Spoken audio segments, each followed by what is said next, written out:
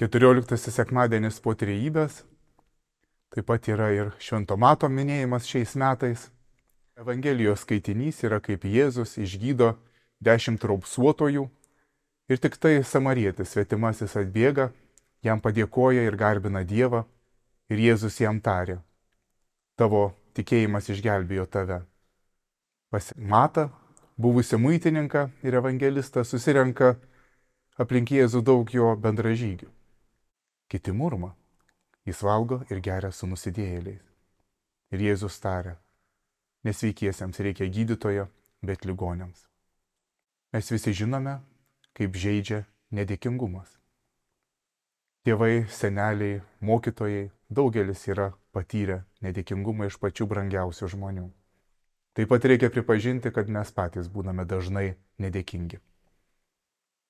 Bet ar mes esame dėkingi Dievui?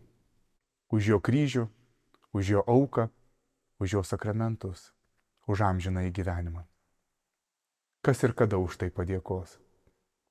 Dėkok tu, čia ir dabar. Ir taip tu išpažinsi, kad Jėzus Kristus yra viešpats. Ir jis tau tarė: tavo tikėjimas išgelbėjo tave. Viešpats te laimina jūs visus.